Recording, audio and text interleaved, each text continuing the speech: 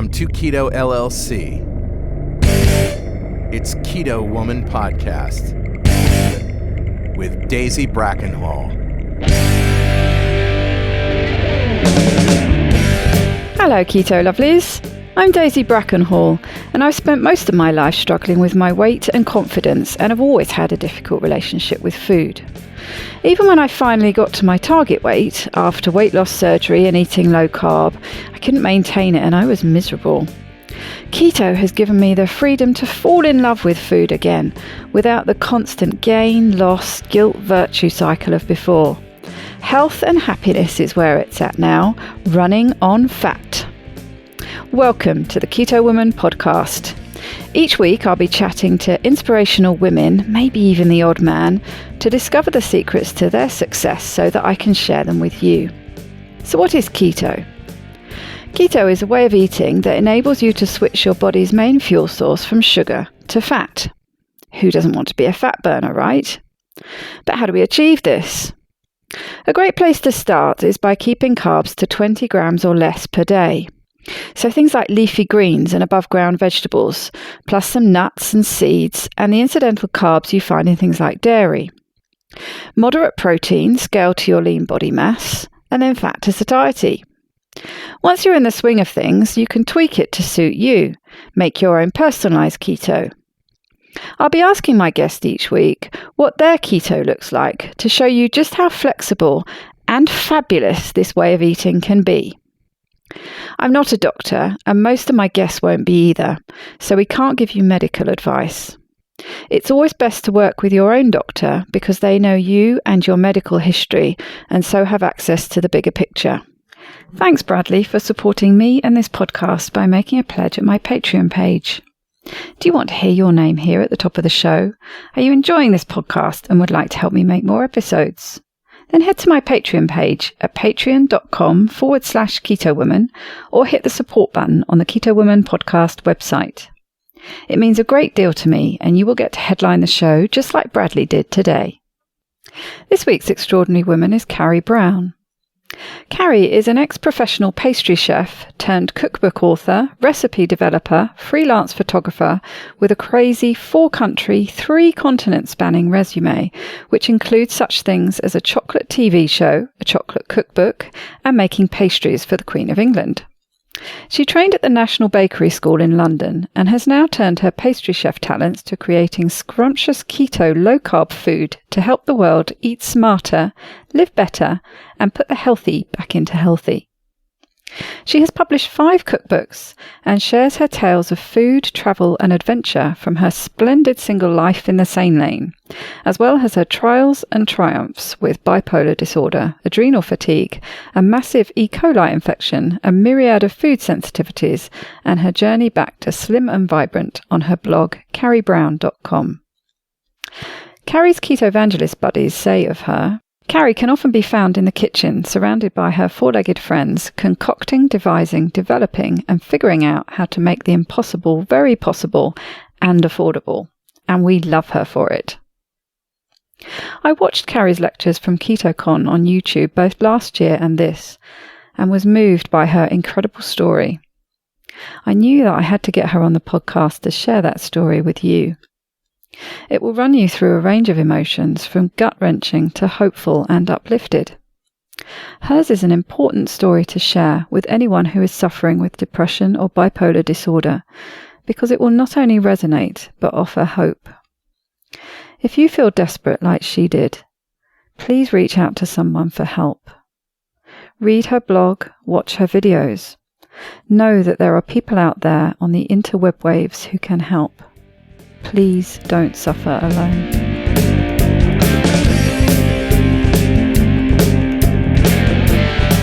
Welcome, Carrie, to the Keto Woman Podcast. How are you doing today? I'm doing great, Daisy. This is it's pretty exciting to be speaking to a fellow Brit. Oh, you beat me to it. I was just going to say that. It's really nice to have a fellow Brit on the podcast. So somebody, I posted on Facebook just before we got on the call and said how excited I was about doing a podcast with you.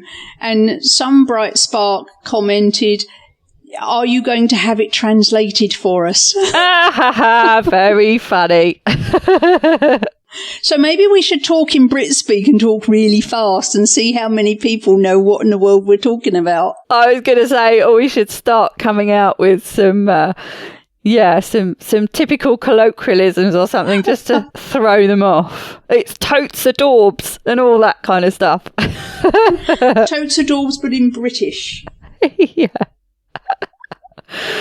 So you have a pretty amazing story. I think we should just, you can just start wherever you like. I don't know whether to start with the dramatic bit or at the dull bit. We'll start at the dull bit.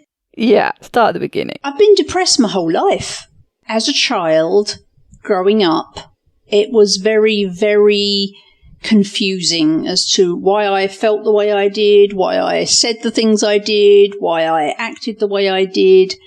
And everybody around me was just on the suck it up train. You know, sort yourself out. Stop being a pain in the ass, just like... Pull yourself together. Pull yourself together. You know, it's you, you're bad, you're this, you're not good enough, you're all the things.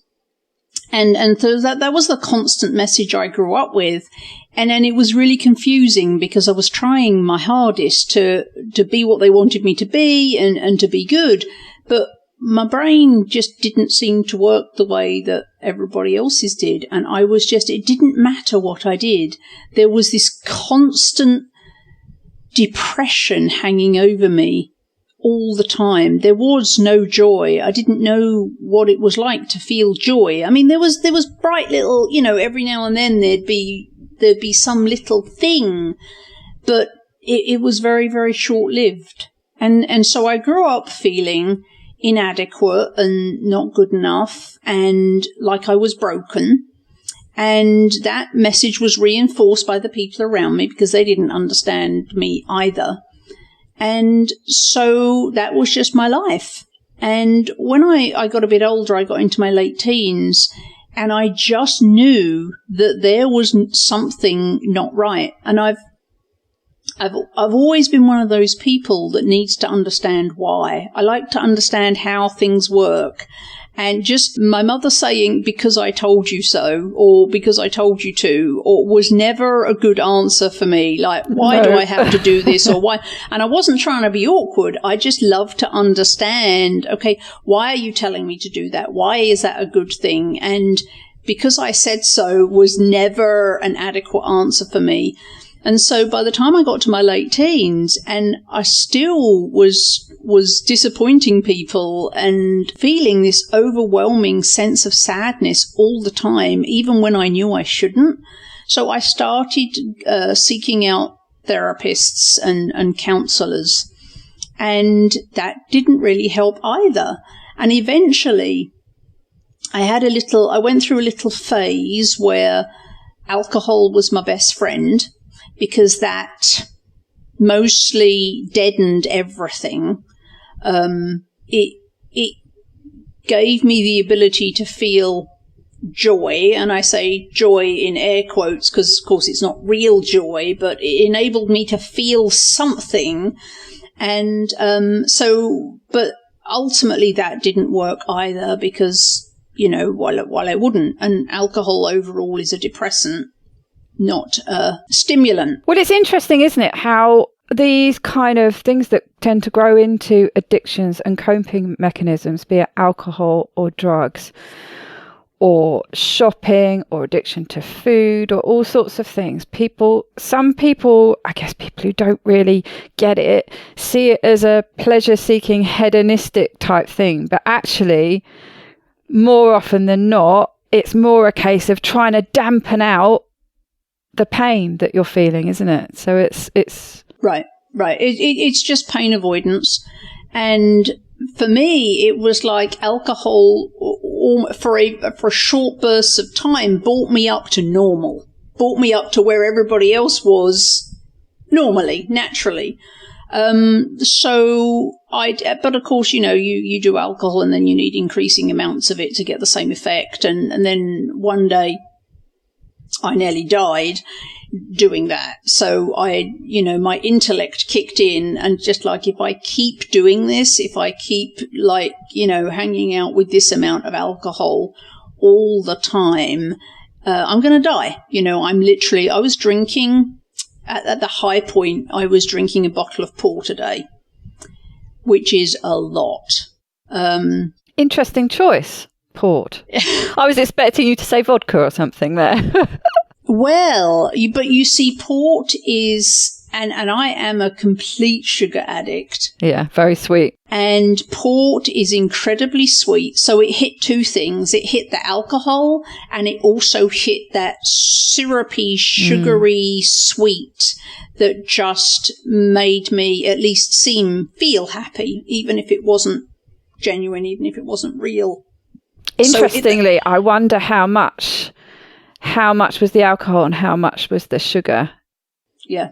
In bringing you up to that level. Yeah, that's really interesting, actually. My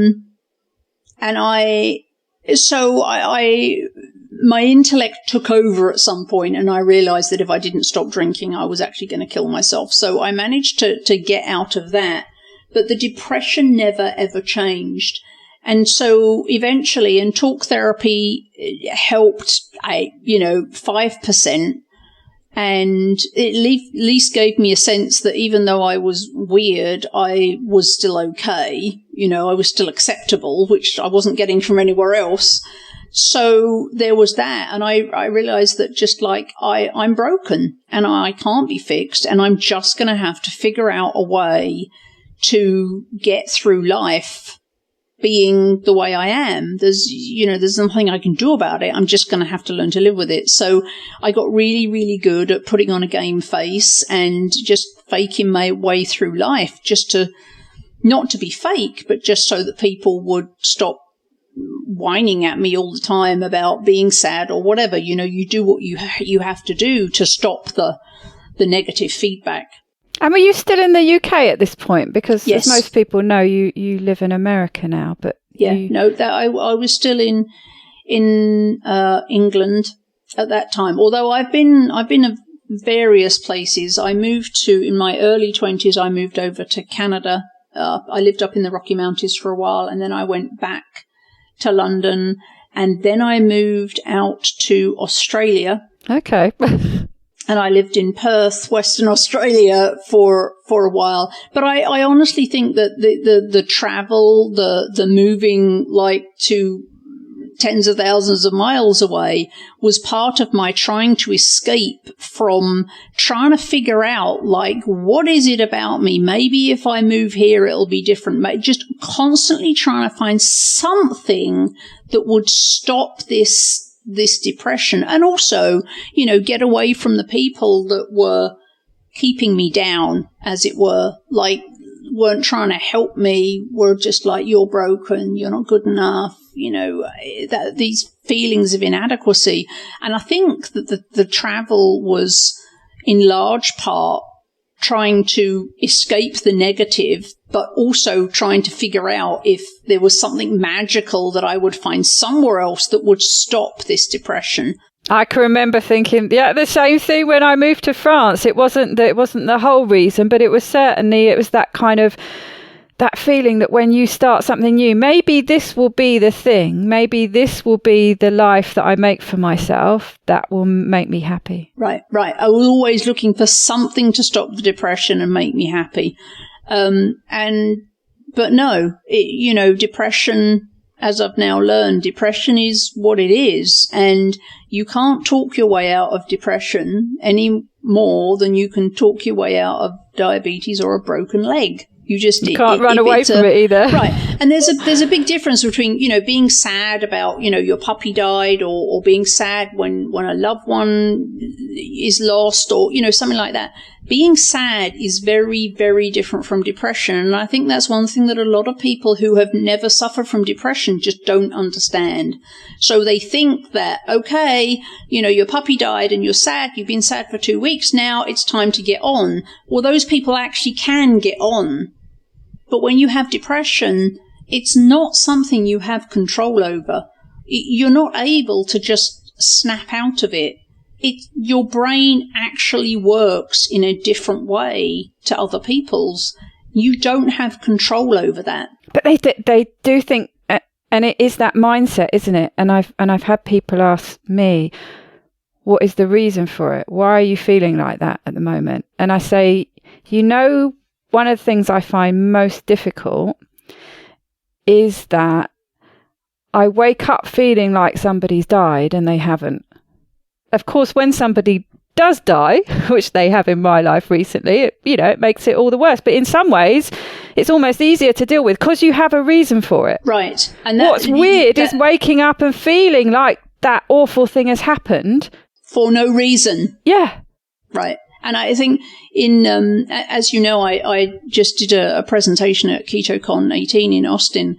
And that was one of the things I said was, it makes no sense because you have this, there have been times in my life where I've had an absolutely glorious life. I mean, doing, pastry chef. I'm a pastry chef by trade. So I was a pastry chef in Perth, Western Australia. And life was extraordinarily awesome.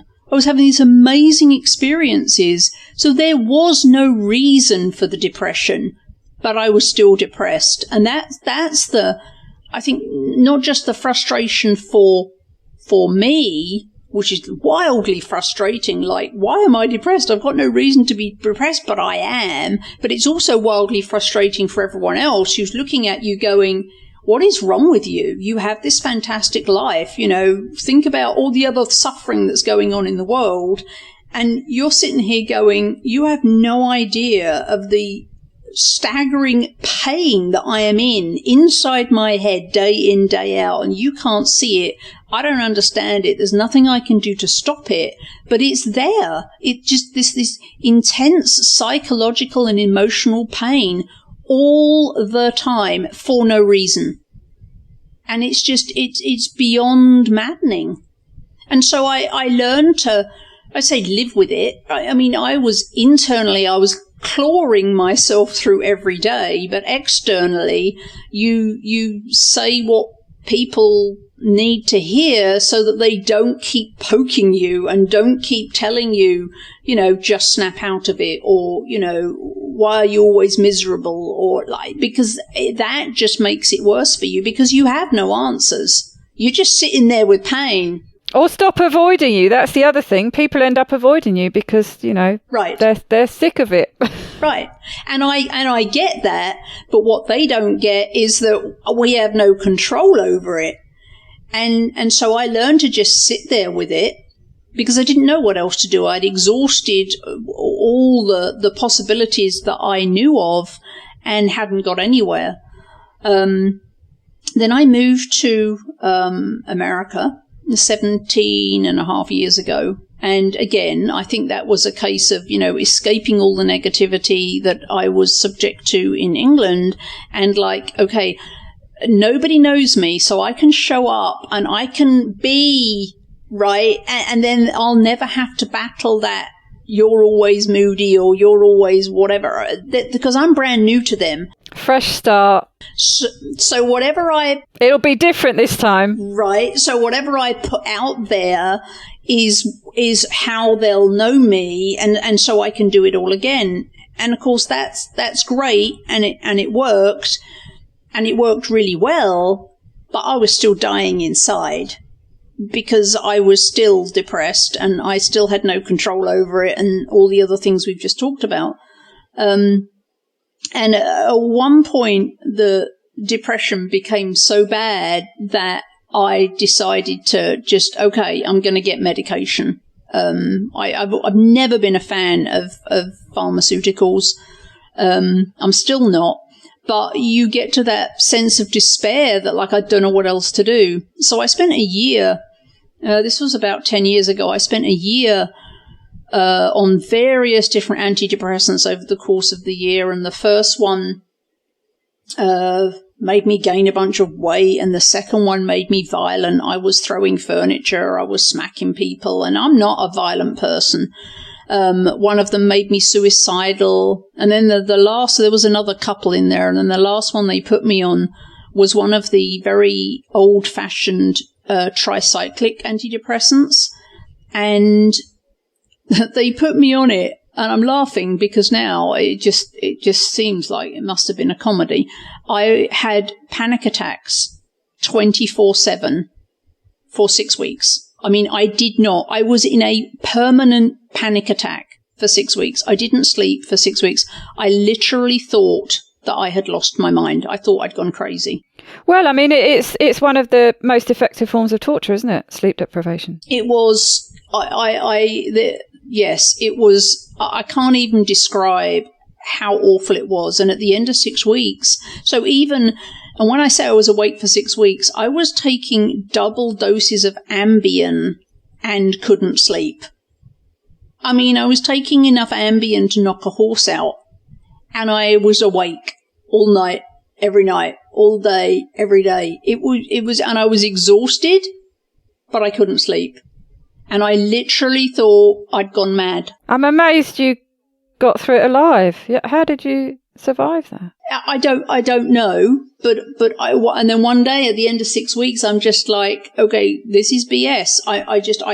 I'm coming off them all, because if I don't get some sleep soon, I'm literally going to do something stupid. I'm just going to stab myself because I can't do this.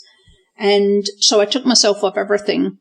And then again went back to this, okay, so there is nothing that can help me. So I'm just going to have to figure out how to survive with this being my state of being. And so it went on like that for until 2013.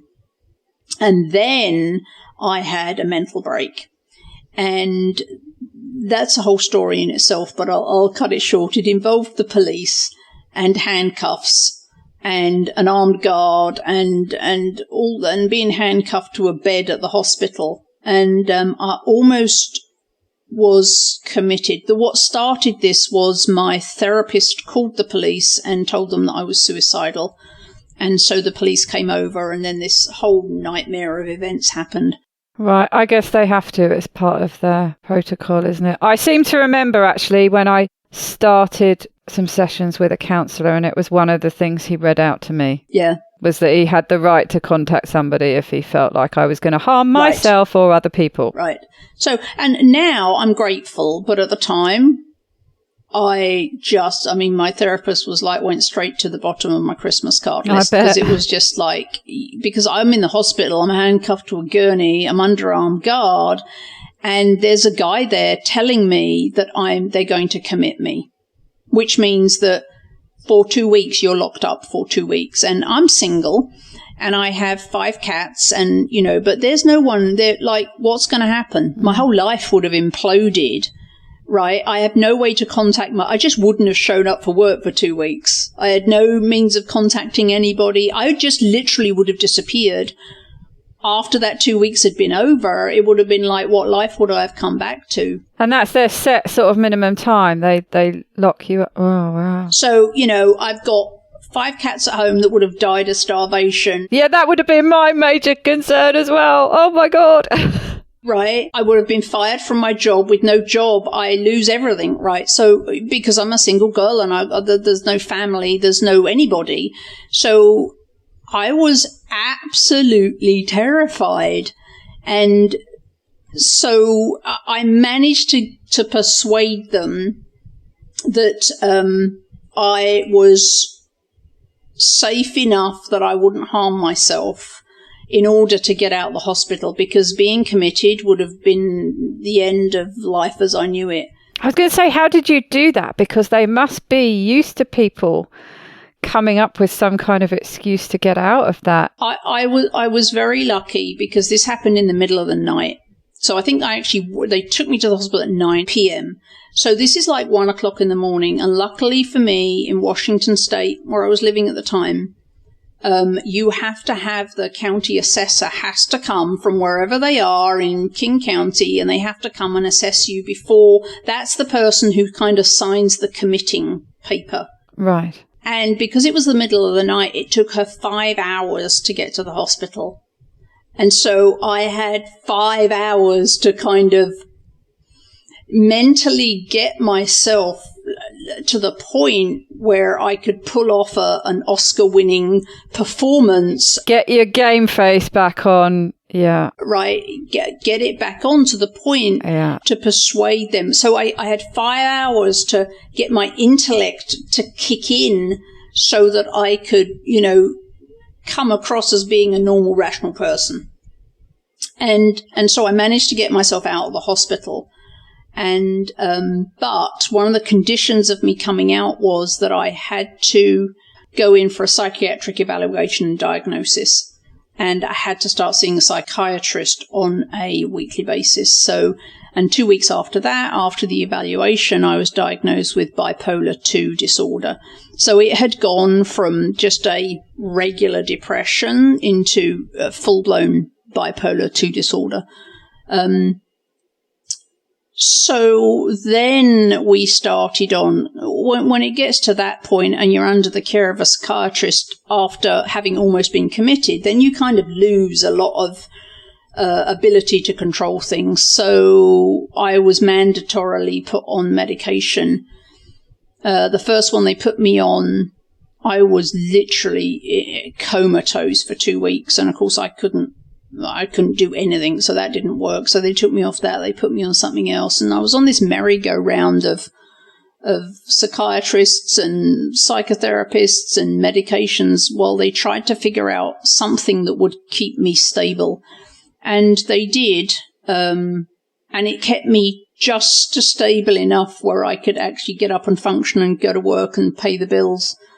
But despite the medication, after 9 months, I became suicidal, and I remained suicidal. I was suicidal for 8 months straight, which was just the pain, the psychological and emotional pain was just excruciating. Day in, day out, every waking hour, my brain was trying to kill me.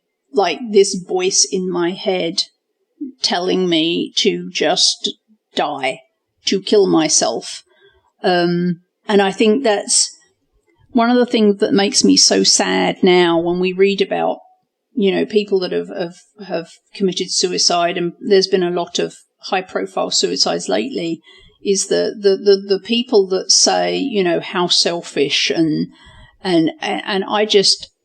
I honestly just want to smack them because they do not understand what it's like to be suicidal. They just don't get it. They don't understand the pain. They don't understand it's nothing to do with thinking about ourselves at all. We genuinely think that the world will be better off without us. And there's this incessant voice in our head telling us to die and there's nothing you can do about it. It's completely outside of your control. And so that was 8 months of my life. It almost seems to me that it's incredible that anyone who goes through that manages not to kill themselves. Yeah. Because that just sounds unbearable. Perhaps you could just share that analogy you had on the KetoCon speech that you did, and the video we'll put in the show notes where people can find these videos on YouTube. But you talk about being at the top of a slide with the deep water at the bottom. So I remember, and this was something that actually happened to me in real life, the water slide thing. So I can't swim, and I'm terrified of water, and so this actually happened to me in real life years and years ago. But when I became suicidal at the start of this 8 months, I actually remember it was like reliving the experience in my head, and it was exactly what it felt like. So the analogy is, imagine you're standing at the top of a water slide and the water is gushing from behind you really, really, really fast. And it's coming so fast that you can't step back to safety. So you're standing on top of this slide, and you know that at the bottom there's this deep, deep pool of water, and that if you go down the slide and in that water, you're going to drown. But you can't step back because the water's coming too fast. and suddenly you slip and you lose your footing. Because before that, you've been desperately trying to fight against the water and stop from slipping. Right. But then you slip and you're going down this slide and the water is coming faster and faster and you're going down the slide faster and faster and there's nothing to hold on to and you can't stop yourself because the water's so fast and so strong and the sides are so slippery and there's nothing you can do about it. And even though you know that you're going to find yourself in that pool of water at the bottom and you're going to drown because you can't swim, there's nothing you can do about it. And that's how it feels like. That's exactly what it felt like for me those 8 months when I was suicidal. That was what was going through my mind the entire time, along with the voice that was saying, it would be so easy. This pain, you could make it stop. You just take the tablets, just swallow them, and it would all be over. And there'd be no more pain. And there'd be no more suffering, and you'd be free. And, when you live with that, like every waking minute of every day, it's just like, it's so hard to fight that and to hang on because you know that committing suicide is wrong, but it just becomes impossible to just keep on going. I was having a conversation with my sister about trying to understand what people go through to make that decision. There have been a couple of suicides. She lives next to a railway, and a couple of people, including a 14-year-old boy, thrown themselves off the bridge that goes across the railway in front of a high-speed train. And she was saying, and I don't know how often this is true, but she was saying quite often people have had this really, really awful patch and have started to come out of it and started to get a bit better. And that is often actually when, perhaps because they have a bit of a relapse, that's quite often when it happens. So it can be quite surprising to others because you think they're getting a bit better. And I know a friend of mine, and that's exactly the pattern that he fell into.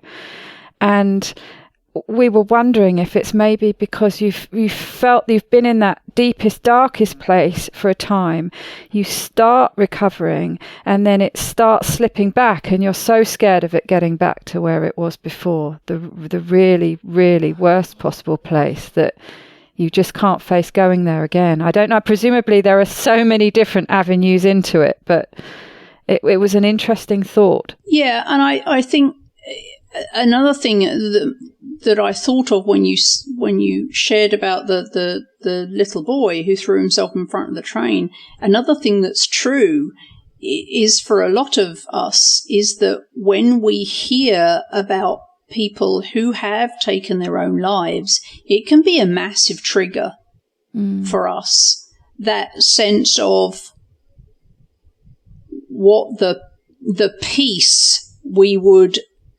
feel if we did that too, that all the pain, the nightmare would stop. Mm-hmm. But I don't think people realize they don't. I don't think they don't. They do not realize what the level of the psychological and emotional pain that people who have suicidal ideation are going through.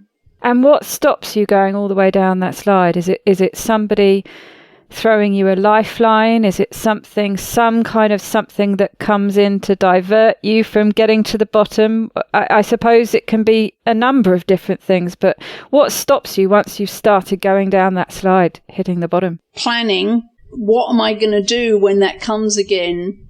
And just having enough of your intellect left intact that you could force yourself to call a friend or get in the car and leave the house or something like that. So I think we all have different strategies. For me, and I don't want to say it's harder for me than anybody else because it's horrible for anybody going through that.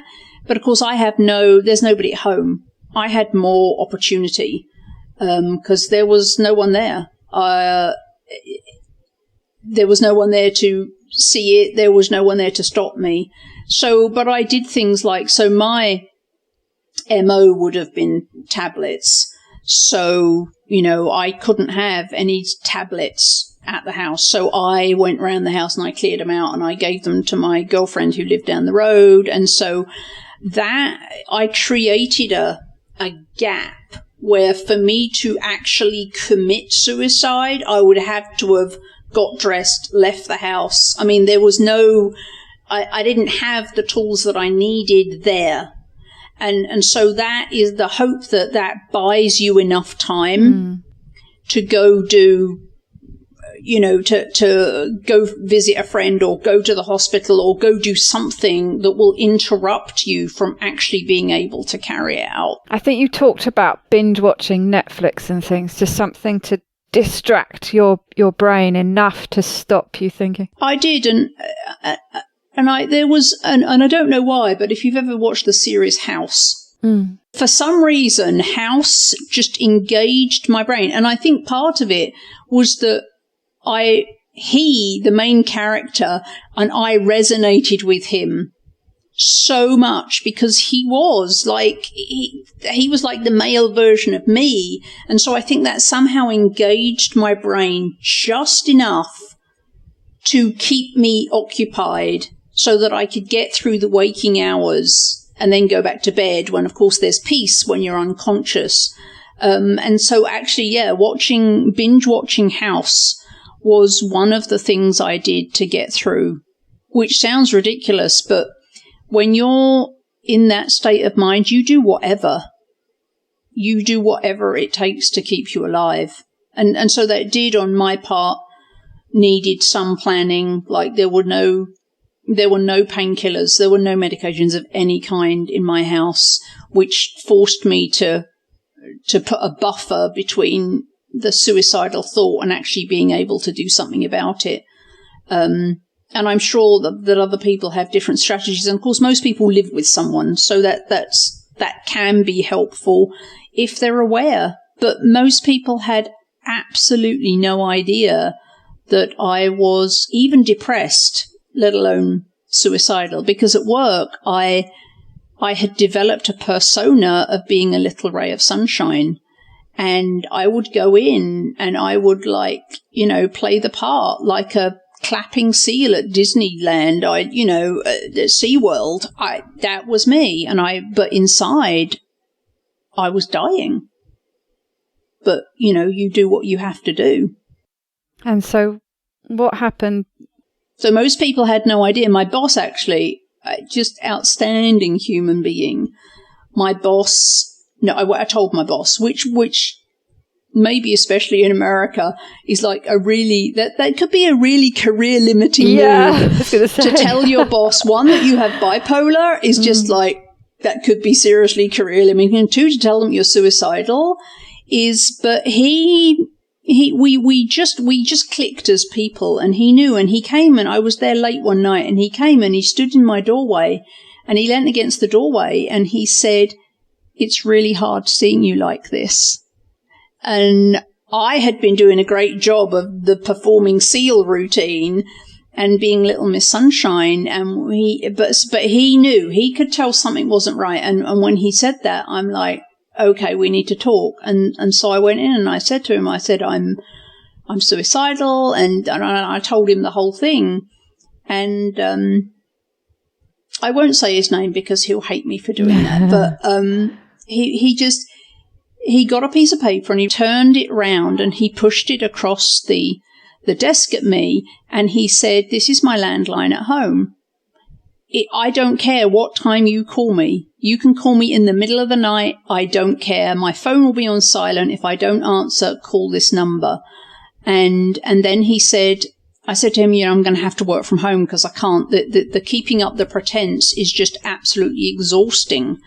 And so I said, "Are you okay for me to work from home while I try and figure out what in the world is going on?"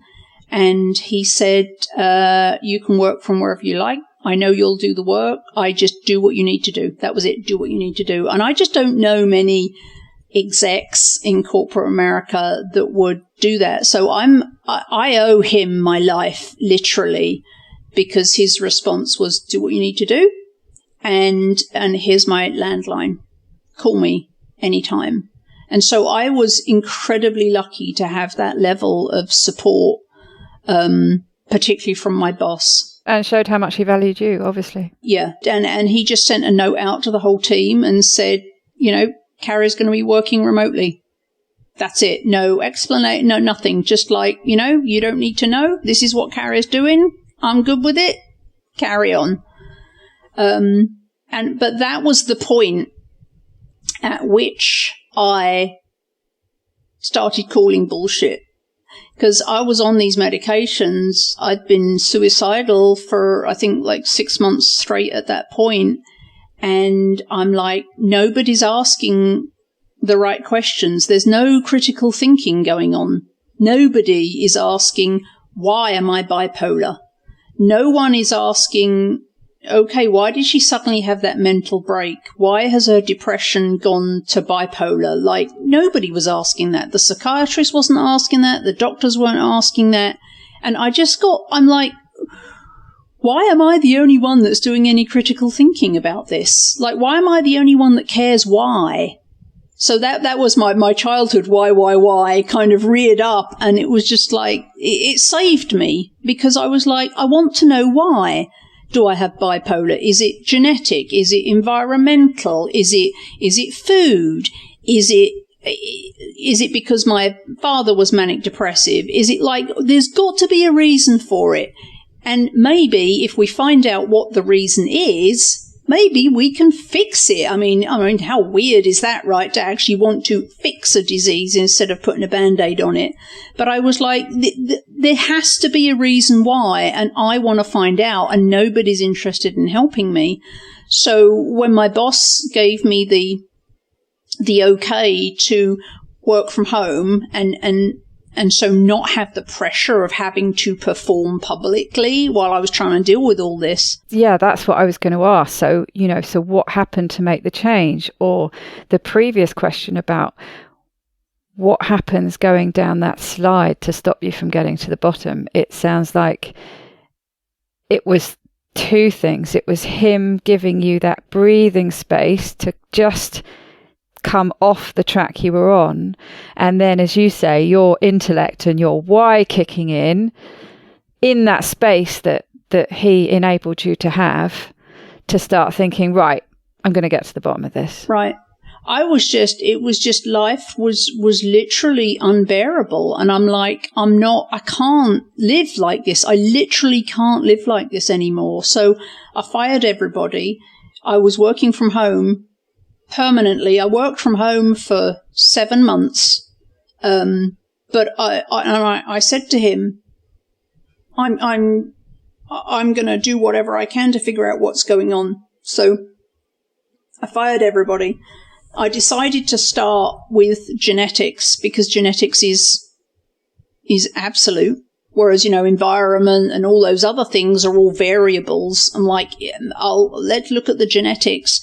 Isn't it one of those illnesses, though, manic depression, that is inherited a lot? It is something that is very often genetic. Right.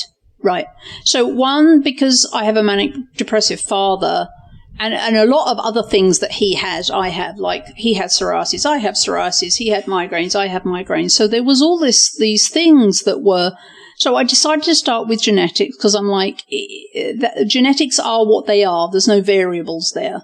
So I sent off for my DNA, and I got the file, my genome back, and I put that through various online tools which give you a more consumer-friendly readout of what all the gobbledygook means.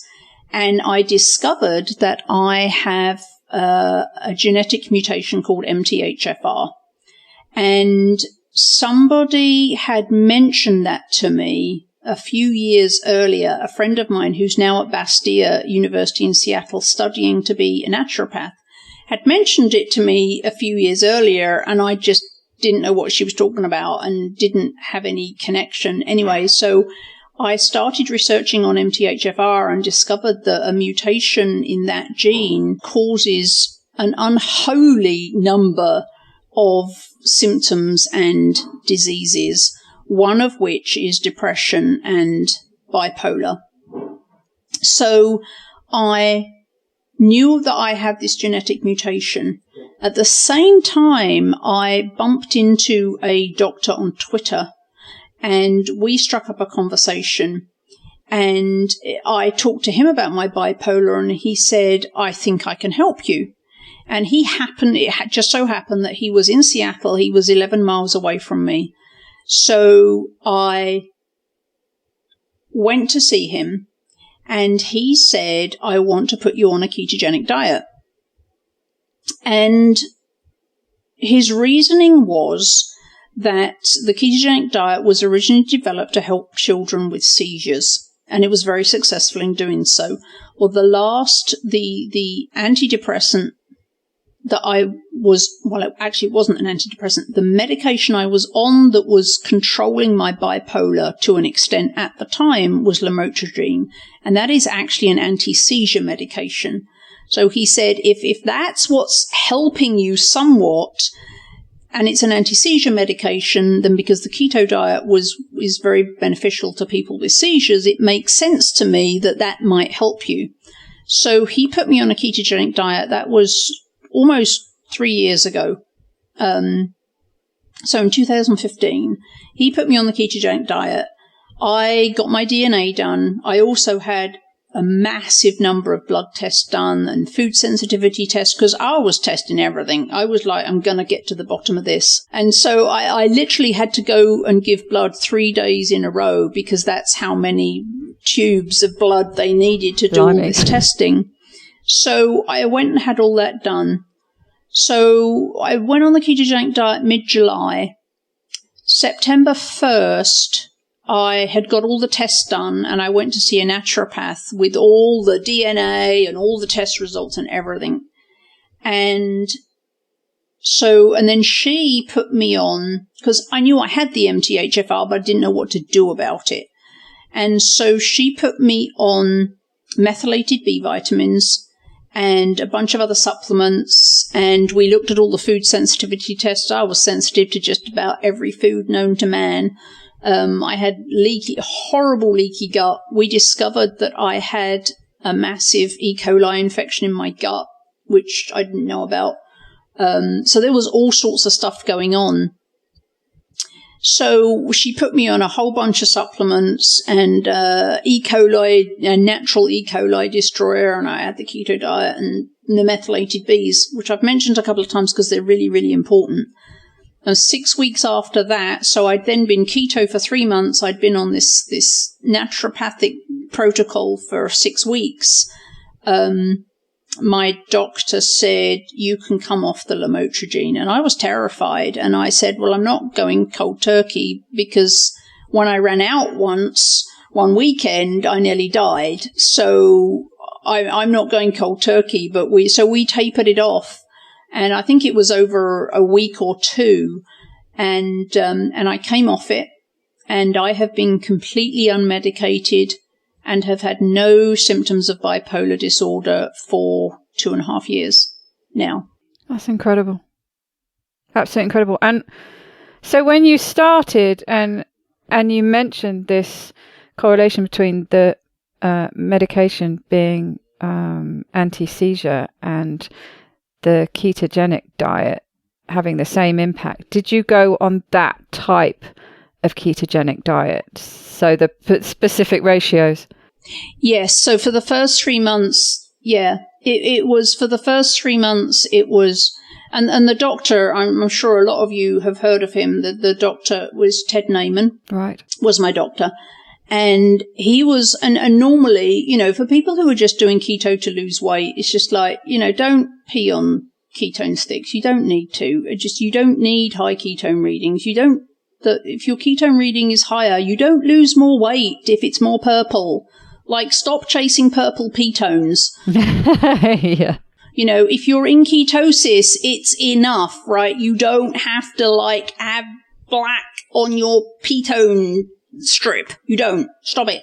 But for me, Ted was like, eat fat. I mean, you want that color on your pea stick, you want that to be as dark purple as you can get it. But that was because I wasn't. There's a reason for it. Right. I wasn't trying to lose weight. We were trying to like bathe my brain in fat. And so I was chasing purple ketones, but that was for a completely different reason. I did lose 10 pounds in that first 3 months, but that's it. Then it stopped.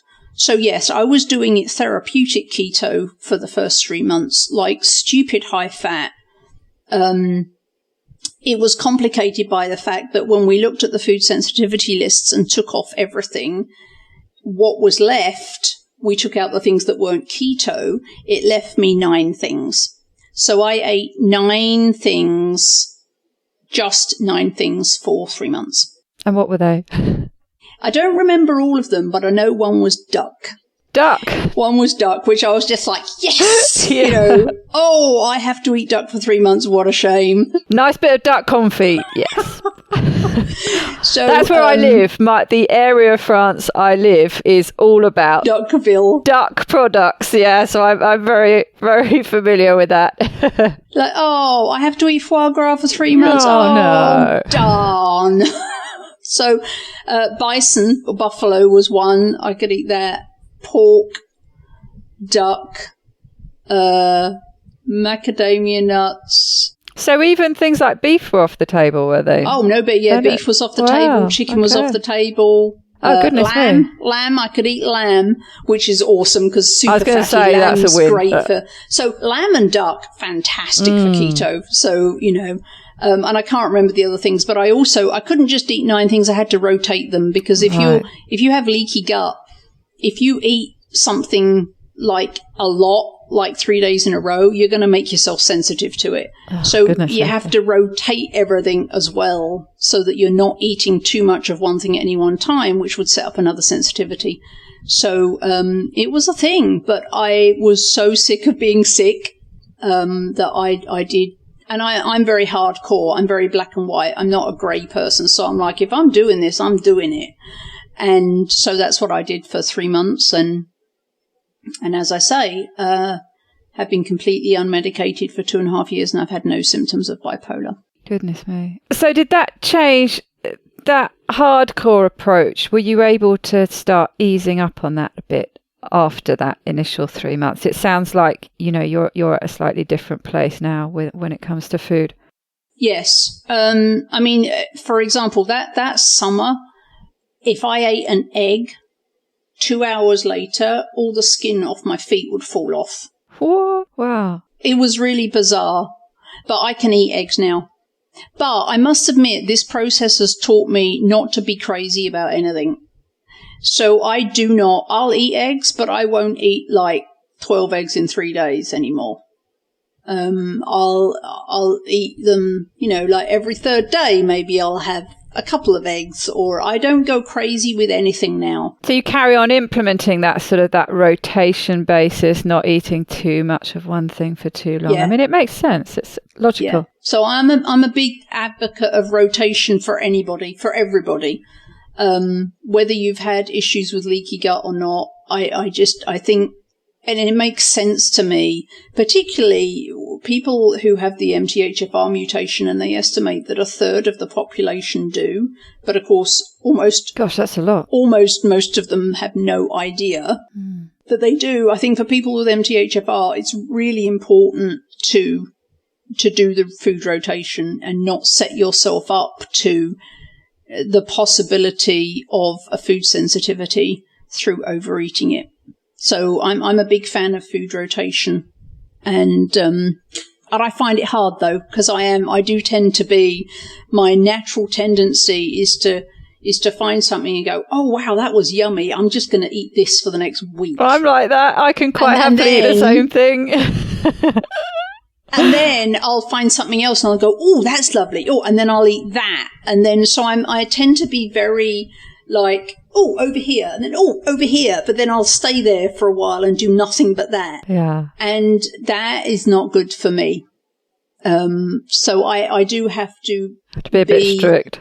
I do still try and do the not strict food rotation. I just try not to eat the same thing, you know, more than a couple of days in a row. and then I'll have a gap, and then I'll eat it again, and I don't go mad anymore. I quite like, and I mean, you probably find this being on your own as well, that it's very difficult just to make single portions as well. So, yes, you're making, say, I don't know, say you want to make a batch of pulled pork or something. Well, it's almost impossible to make a single portion of that. So you're going to make a decent sized batch of it. So and then eat it all week. Yeah, and eat it all week. Right. But and then you do run the risk of getting sick of it. I find that I portion it up and put some of it in the freezer, and especially when it's something delicious, it's actually nice to have that to look forward to another time. So once I get organised, I build up quite a nice rotation of ready meals to pull out the freezer, which is nice. Feels a bit spoiled. I just have happy neighbours.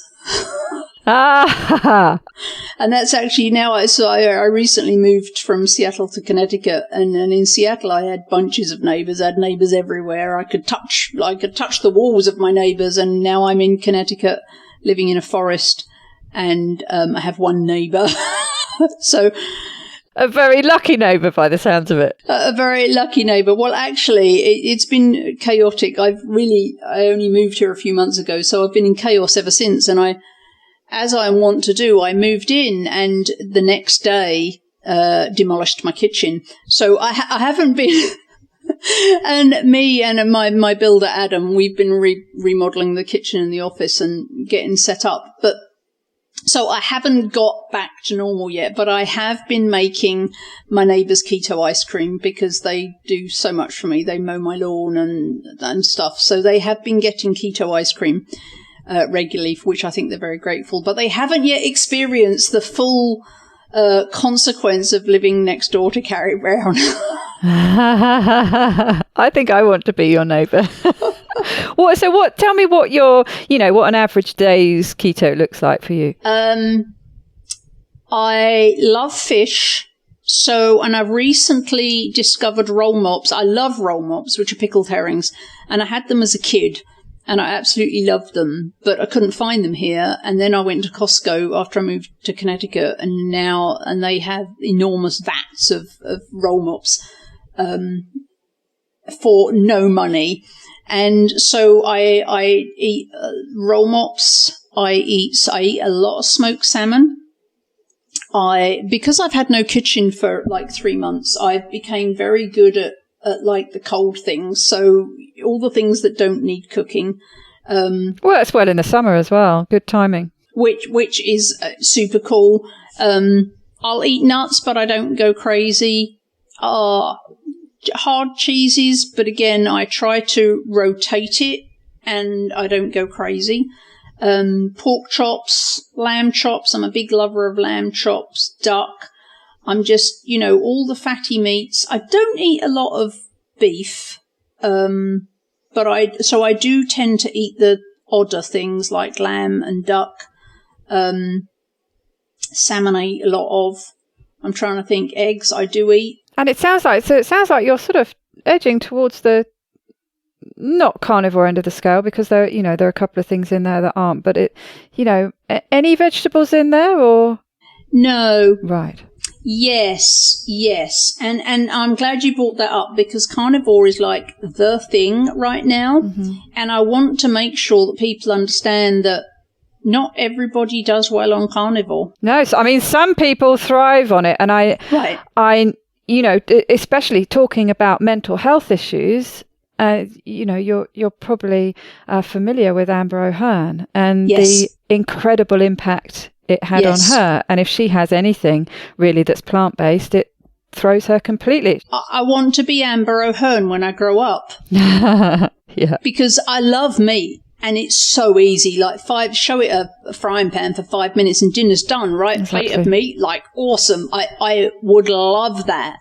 But I just do not feel great when I do carnivore. Mm. I just don't feel as good. So I'm actually, and there's some keto people that will scream in horror and reach for the off button at this point, because I do better with vegetables. I just do. I eat a dizzying amount of lettuce. I feel much better when I eat lettuce. I eat a lot. Like I'll eat a whole the equivalent of a whole romaine lettuce every day. A whole one. And people are like, oh, the carbs. And I'm like, really? A whole romaine lettuce is maybe 3 carbs. Like, stop it. But even if the carbs do add up, I still feel there's a difference between carbs from vegetables. Cucumber. I eat cucumbers. I eat cucumbers like apples. I grew up, my father used to have a greenhouse, a hothouse, and he grew cucumbers. So I would just grab one off the vine and eat it. So I love cucumbers. Those are the 2 things that make me feel the best, are lettuce and cucumbers. I don't know why, and I don't particularly care. That's what it's all about, isn't it? When you've been in the kind of a health crisis like I have, you just want to eat the things that make you feel good. And I'm not talking about eating a tub of Haagen-Dazs because it does things to your brain. I'm not talking about sugar makes you feel good. That's not making you feel good. That's giving you a temporary rush. That's like alcohol. That's not making you feel good. I say lettuce, greens, and cucumber make my entire body feel stronger, healthier, clearer, better. That's what I'm talking about. So I'm a big fan. Mushrooms. I eat a lot of mushrooms. Mushrooms are a fantastic non-starchy vegetable to have on keto. Apart from the fact that they're delicious and there's a million different types, so you can change it up. Big fan of mushrooms. I love tomatoes. I don't go crazy because they do tend to be carbier, but I do enjoy tomatoes. I love cabbage. I love all the green things. Love all the green things. I've always loved greens. Darker green the better, quite often. Cabbage. I love cabbage, cauliflower.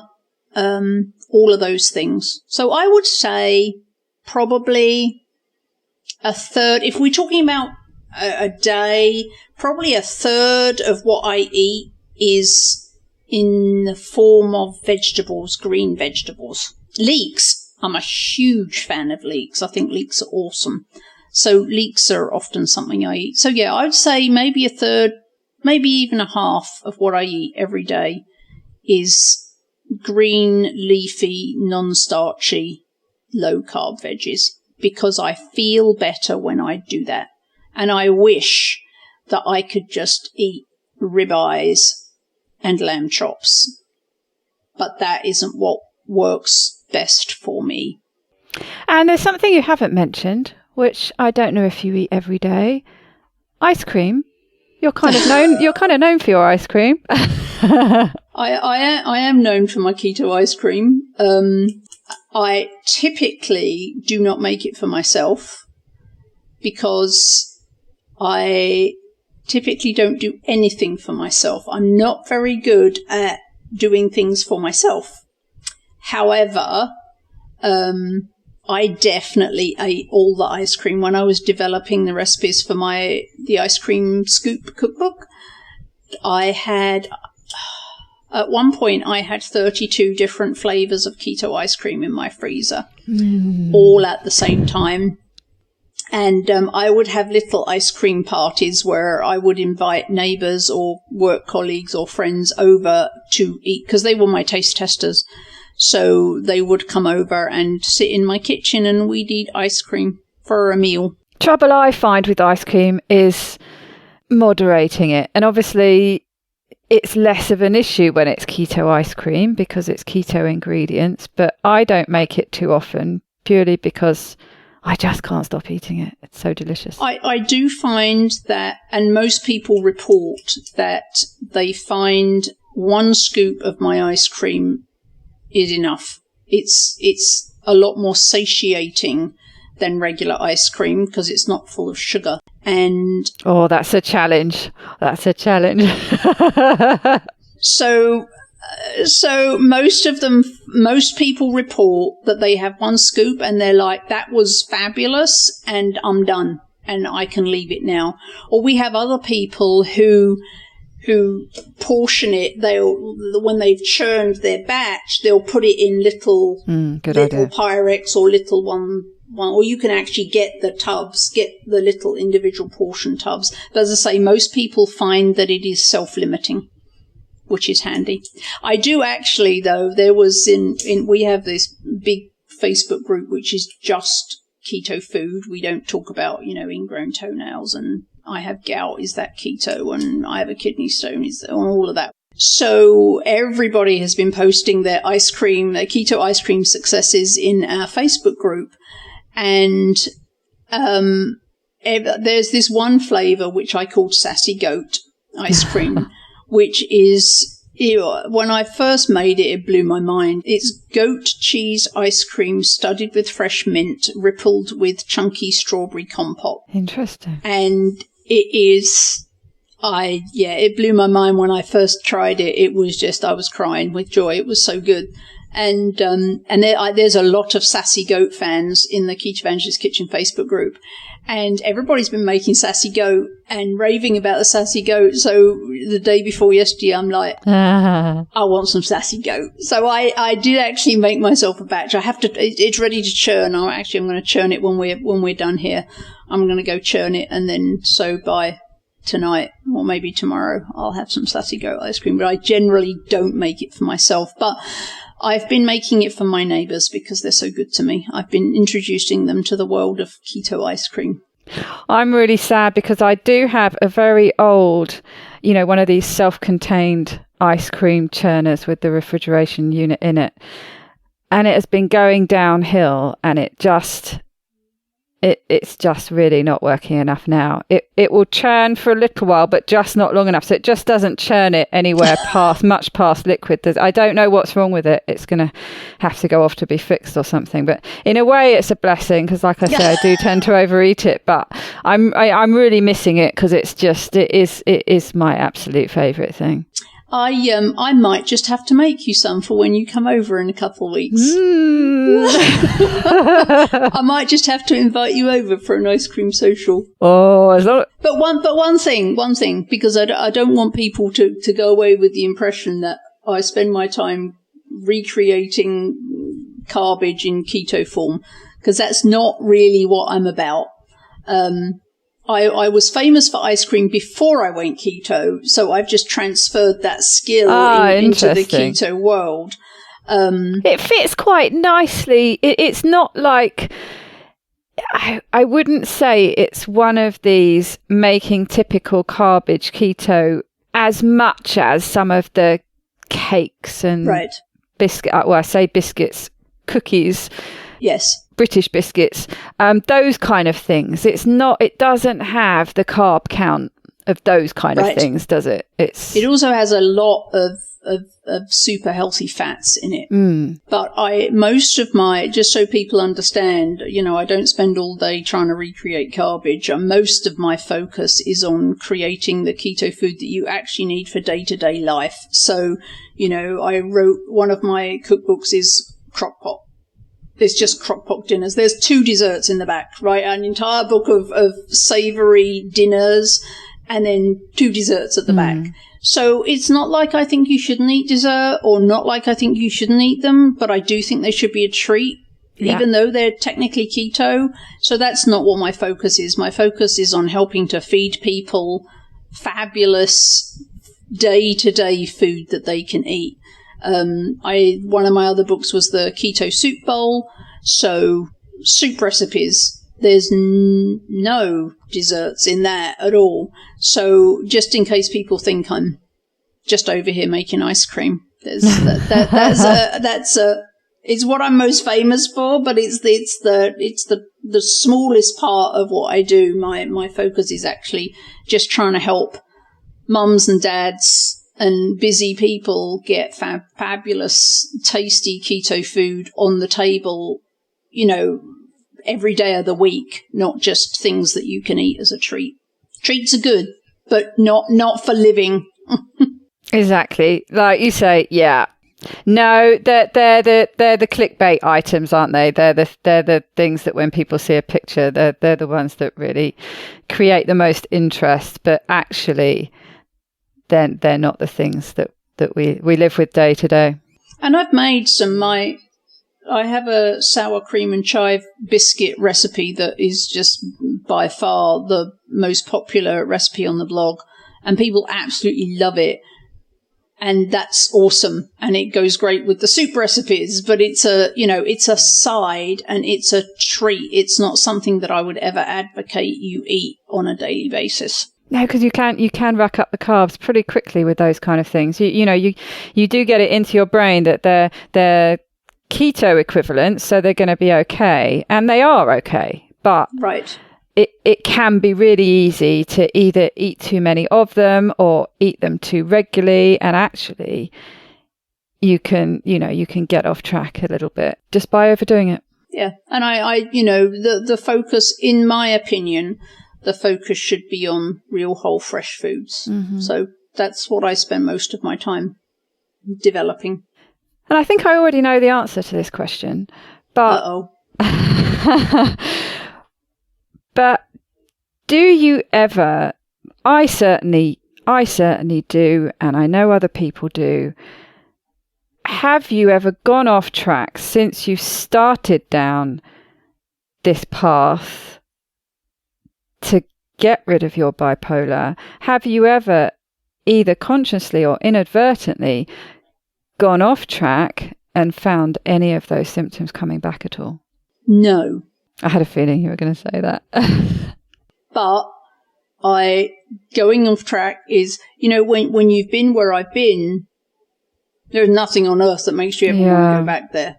It's just enough. Yeah. I can't go through that again. I cannot go through that again. I can't be in that place. No, I can't be in that place. And I don't even, although I can drink alcohol now, I mean, I don't have any problem limiting it now. And this has been more heightened, and whether that's keto or because the methylated B vitamins fix the physiology of my brain, or maybe a combination of the two, I can limit my alcohol intake, but I found that alcohol literally depresses me. Oh, really? I don't. Not because I can't, because having been an alcoholic, most alcoholics can never even take one drink. I can. So I can limit it, but it literally depresses me. So I don't even do that now, because the fear of maybe one day I'll have a drink and it'll go really sideways is so great that I won't even go there now. But it's for different reasons than most alcoholics won't go there, if that made sense. Yes, it does. Well, yeah, I mean, I said at the beginning, you had an incredible story, and it really is. And, thank you so much for sharing that with us. I wonder if you could just share with the listeners, it's how we wrap up every week, a top tip. So my top tip is specific to my story, and it's something I feel very, very, very strongly about, for reasons I'm sure you can all imagine, is get your DNA tested. It'll cost you, here in the States, just 23andMe. I don't know if they do outside of the States, but here, and I think it's $199. You could wait till they have a special. They just had a special for Father's Day, and it was 30% off, which, $60, that was a big deal. The best $199 I've ever spent. Yes, I have a feeling it is worldwide. Yeah. That changed everything. Doing the DNA. And you could, if you think that you might have MTHFR, you could go to the doctor and have a blood test. It'll cost you $150, but why not just get the whole DNA thing done? Because I also discovered that I have a genetic intolerance to gluten, which made it way, way easier for me to stop eating gluten, because I'm like that. I know for sure that that's messing with me. Whereas it's just like, it's keto, you can't have it. It's more difficult to not have it when you've got this compelling genetic reason why you can't have it. So I also found I was genetically intolerant to gluten. I found out that my serotonin and dopamine receptors were broken in about 40 different places genetically. I also discovered that I have a very reduced ability to detoxify, and that changes everything, right? So it's super important for me to use organic cleaners and organic non-chemical cleaners at the house, personal care products. It's super important for me.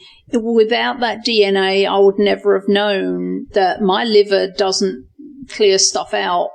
Like, detoxes are a thing for me. And I know there's a large swathe of the health community that are like, you don't need to detox, you have a liver, detoxes are a waste of money. For people with MTHFR, detoxes are critical because we cannot do it ourselves. So we need help.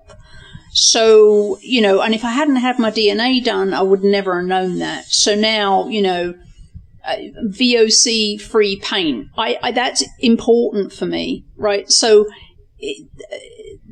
getting my DNA done was absolutely the turning point for everything in my life health-wise. And I am convinced, only in my own mind, but I am convinced that people that are struggling with keto, or people that are doing keto all the right way but not getting the same results, it's because there's an underlying issue like MTHFR or one of these other things. There's an underlying issue which, if you don't fix that first, keto's not going to work because your body is not functioning optimally or like a normal person. So I've met a lot of people who they're saying keto's just, I'm doing it all right, but keto's not working for me. Why not? And that is my theory on why, is that there's an underlying genetic or other issue that is like a roadblock. And once you find out what that is and clear that roadblock, then keto will work for you like it works for everybody else. And you mentioned before that you can then go on to plug those results into something else like Prometheus, or I think there are probably other programs as well, can't you, to get a little bit more detail or make more sense of it? Yeah, the DNA, when they send you your genome file, it's like gobbledygook. Right. You can read some big things about your propensity for, I don't know, prostate cancer or, you know, whatever, but it doesn't tell you about your SNPs, the little, and there's a bunch of online tools. And actually, Dr. Ben Lynch, who is the methylation master, he has a tool, I think it's called Stratgene, something like that. If you type in Ben Lynch and Stratgene, he has a tool, and it does cost $45, but if you upload your genome, your DNA report into that, and it spits out a very detailed report, and it looks specifically at the 7 big SNPs, including MTHFR, that cause so many people so many problems. But yeah, the DNA was, I kind of feel like it should be a thing. When you give birth, you get a baby and you get their DNA. Like, that should just be what we do. It sounds like it. Because then you're just empowering the parents to proactively prevent things from going wrong down the line. That's just my opinion. Is that what it's like? A lot of people saying, you know, that testing fasting insulin should be a thing, a regular test done a lot earlier to start identifying metabolic disorders much earlier, getting them early before they're a real problem. Yeah, exactly. Right. And H1C. H1C should be a thing. Fasting glucose, okay. My fasting glucose has always been fine. But the first time I went to see Ted Naiman 3 years ago, because he said he thought he'd help with my bipolar, he ran bloods. I had my A1C done for the first time, and I was pre-diabetic. And you could have knocked me over with a feather. Because I was not overweight. I was not anything. I wasn't overweight. Nothing. And I'm like, and I've always eaten so I was eating low carb, not keto. I was eating low carb, healthy whole food fats, good quality proteins. I was off the carbs and sugar before I met Ted. And still I roll up and my A1C was like 5.8 and he's like, you're pre-diabetic. And I was like, how is that even possible given the diet I eat? But it was. And, your fasting glucose doesn't tell you that. So I don't know why they're not doing that, but that should be a thing. A1C should be a quarterly test. You should be given your DNA report when 2 days after you give birth. Give us the data and we can help prevent a whole bunch of problems. Be nice to rule some of these things out. Right. My life would have been completely different had I known that I needed higher fat, had I known that I was unable to methylate B vitamins so that I could use them. Had I had methylated B vitamins my whole life, everything about my life would have been different and better. Everything. And like you say, if this is a genetic mutation that affects, potentially a third of people, that's a big deal, isn't it? Right. Well, fascinating. And I absolutely can't wait to meet you in, just a couple of weeks now. Keto First. Now you have to tell me what your favourite flavour of ice cream is. Oh, that's a tricky one. And I tell you what, you're going to sound really boring now, but it always comes down to, and I think that's always the test of an ice cream range in general, is vanilla. If the vanilla's really good.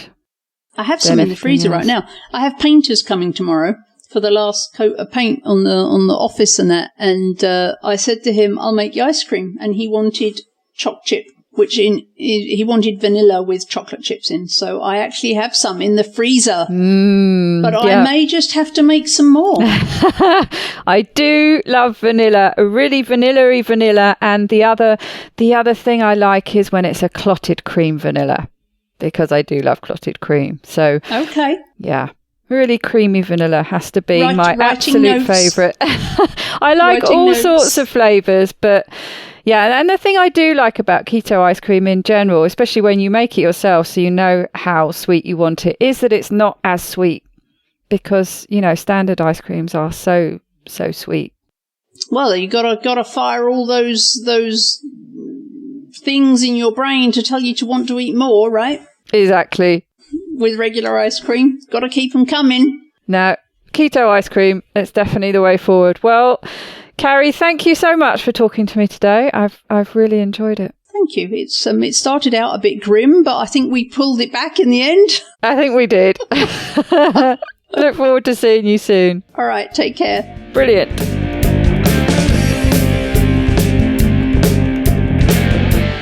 To get the resources and links from the show, please go to ketowomanpodcast.com. Are you my next extraordinary woman? Maybe you've got an idea for a show, a topic you want to hear about. Let me know how I can tickle your earbuds by dropping me a line at daisy@ketowomanpodcast.com.